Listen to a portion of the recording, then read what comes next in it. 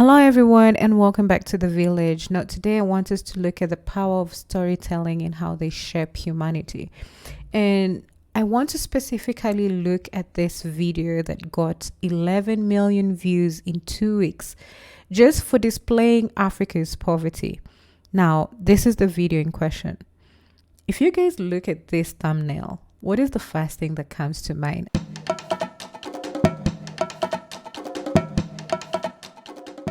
This video was actually done by this gentleman. He's called Ruhi Kenneth.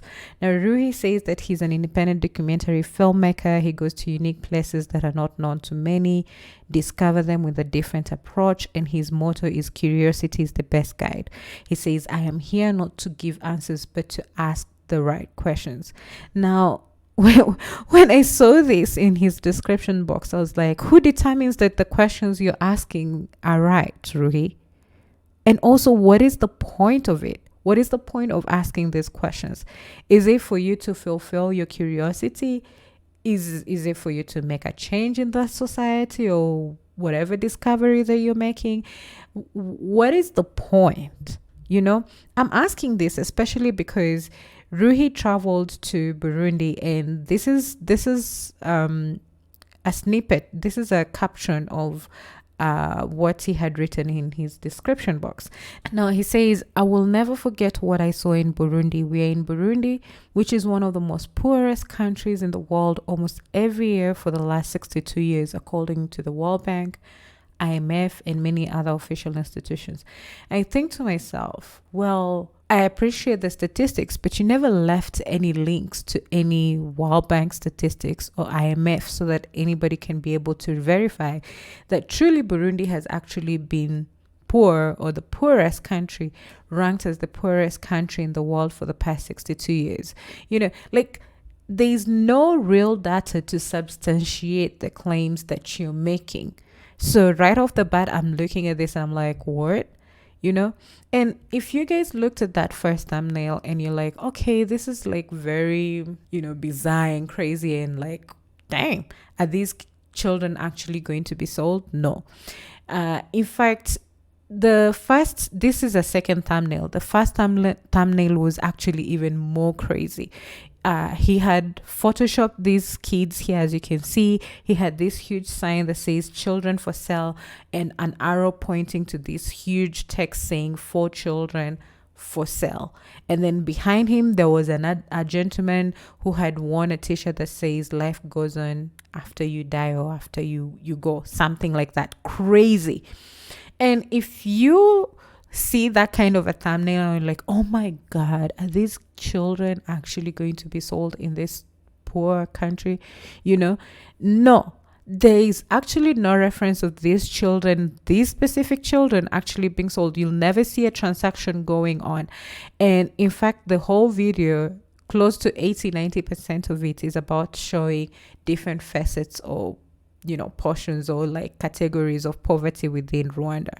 Now, the moment I saw this thumbnail, I went and watched the video, I was like, I sure hope this is not one of those people who is exploiting kids and using, this kind of clickbait kind of a situation, and kids are involved just for the sake of promoting a film or a video or content creation, whatever it is that you want to call it.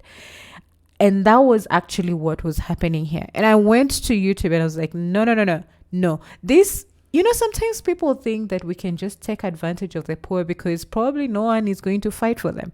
And I just never understand why people actually do this. People do this in the name of career, in the name of, oh, I'm a filmmaker, or I'm just a videographer. Why? Why do you do this? So, I personally, my reasons for watching the video was I need to verify. And if something is not right, I'm going to take action. And so I did the smallest that I could.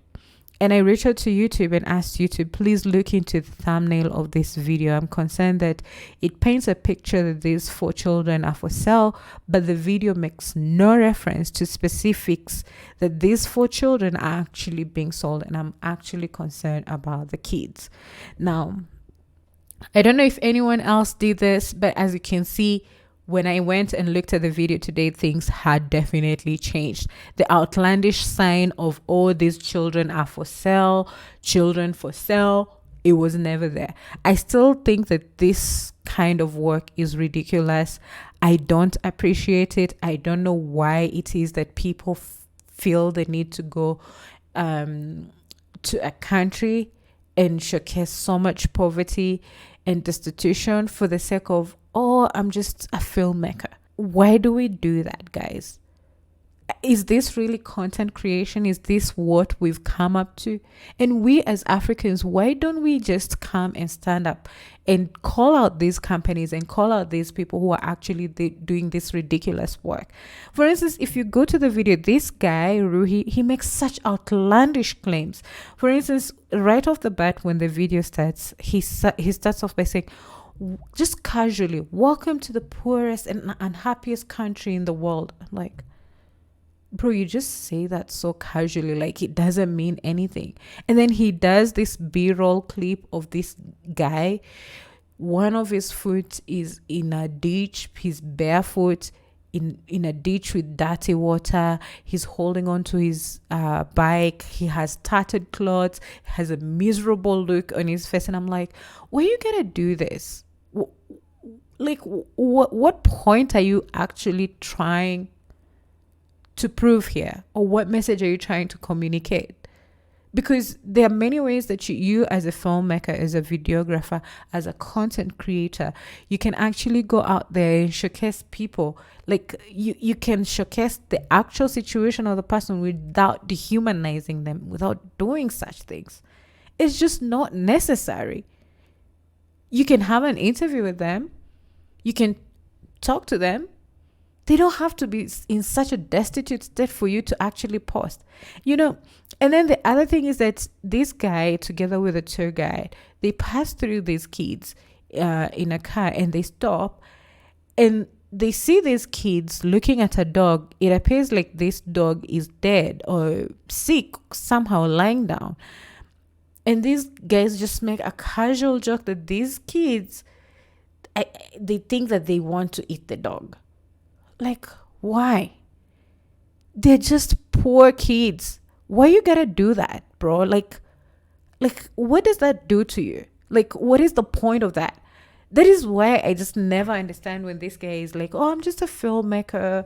I'm just going to these curious places. I'm just going to ask the right questions. Like, who determines that you're asking the right questions? Because so far what I'm seeing is that you're dehumanizing people. You're taking advantage of the situation for the sake of doing a film. For the sake of what? Fulfilling your curiosity? For the sake of what? Are you going to go back and contribute to the community? I just never understand any of this, guys. I just never understand why people go to Africa to sell poverty, content on poverty. And for all of us, the 1 million views, people who have actually come to this content and viewed it, why is it that many of us, we are so glued to this kind of content and we cannot just resist it? Were you guys concerned for the kids as well? Did you guys do something? Please tell me you did. If not, why? Is this really the future of content creation? Is this how we're going to build a world? I mean, and we as Africans, why do we sit back and just accept this? If you guys really, really want to help, and if you watch this video and it touched you and you really want to give back, I'll leave links to actual organizations in Burundi that you can be able to donate to. Please, better donate to Burundi than this Ruhi guy. Just saying.